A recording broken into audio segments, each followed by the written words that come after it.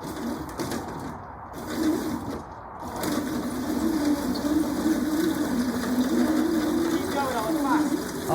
welcome to part 2 of the Tornado Rookie build video. I'm Dave from Tornado Motorsports, and this is a video all on how to build these axles for the Tornado Rookie. Part 1 was building all the aluminium parts, the chassis, the panels, etc. They're all off at paint at the moment, so now we're going to build the axles up as shown here, get the motors on, and the discs at the front and calipers, radius arms, etc, etc. Okay, we'll start off with the front axle now. So here's a walk round of how it looks. So when you fit in all the discs to the front, you have to put the disc carrier on, and all you have to do is hammer these studs back out the hub and then knock them back in, which holds that carrier on. And once you fasten that on, these are just, the discs are pop riveted. You see the pop rivet there? They're just pop riveted onto the carrier. Dead simple. That's that bit done. So you put the hub ends on here. So let's have a look down here. So you've got the brass bush that's already fitted to the upright, and then there's another brass bush that fits inside it with the top hat at the bottom there, and at the top there. You then bolt them up tight with the M10 30 bolt, which doesn't actually fully pinch that big bush if you look. So it might go tight to start off with, but it will loosen up quite easily, and it makes it so it pivots on the 16mm diameter of the bush. You see here the back track rod, I've got 2 washers on as well to stop it on full travel rubbing the radius arm. Let's have a look at the caliper now. Calipers are the same each side, but the brackets are different. This caliper fits like in an upright position, and that one's in a vertical position, just fitting around the track end, if you see.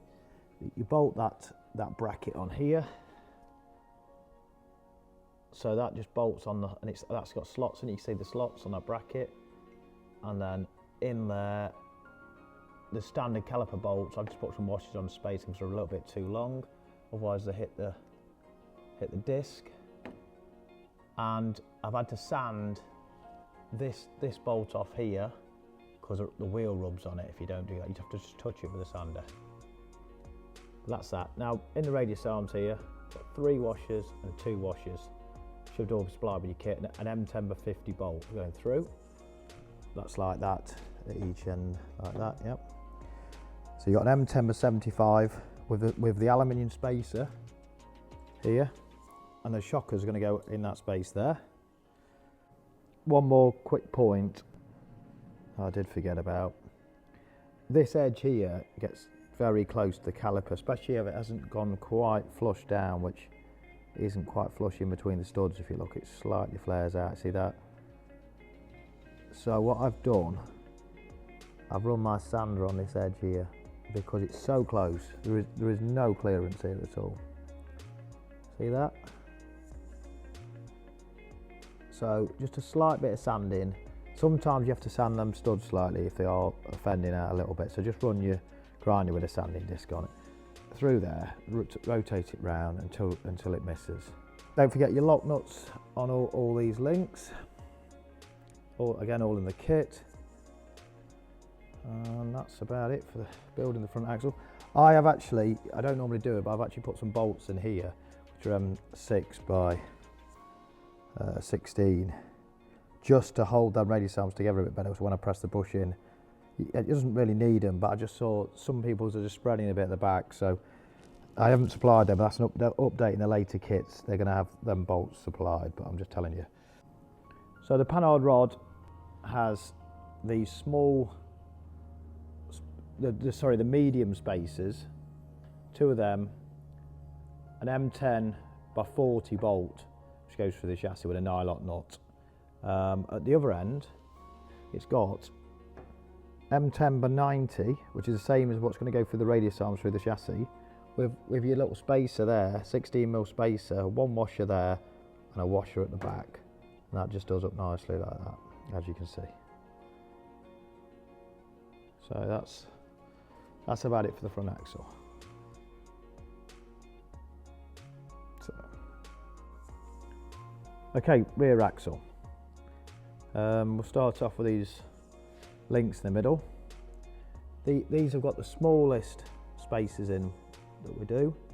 They're 3mm wide. You see the angle of the machine allows that to go a long way.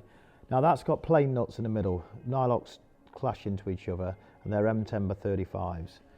Again, M10x35 at this other end with the same small spaces, but they are they have Nylox on them because it's thinner plate. It actually works out right for the right length to get the Nylox on nice. So that's all the middle set up. In the middle where the front radius arms go on, they've got the small ones. I think they're 11mm and the 16mm spaces for the back radius arm.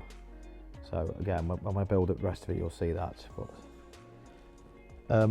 the bottom there, the links there, you've got the second size spacer up, and they are M10x45s go in there, and the shocker bolt, which will actually thread through where that cutout is there, so you can thread it through from that side in even when that hub's on.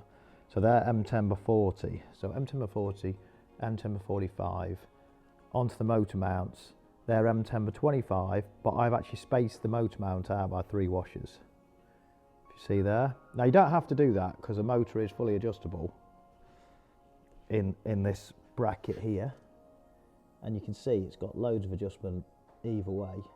But the further out you get that bracket, the stronger it's held. That's all. So that's why I've spaced out. It's not necessary, but I just try and keep it looking like it looks a bit stronger out there, and it works a bit better. Again, you knock these studs out and then hammer them back in with that adapter on. See how that all works. So you just build the chain up, pull it round as you can see here, and then you get it to the position where you can use your tool, which comes with a kit, shorten the chain, which leaves you enough for the other side as well. So, and then just adjust the tension of the chain using just undoing them bolts and swinging that down. But do them up really tight, and it won't ever pull. Some people think it needs a stay bar, but they never move when you're doing it up tight, so they don't. This gear here isn't tight fitting these holes, so it will be out of round if you just bolt it on. So I before I put the chain on, I get this motor right up so that those teeth are nearly hitting these teeth, and keep going round and just tapping it till I get it central. You can keep on getting that closer and closer till it all works. And then from the top, it's also got to be in line like that.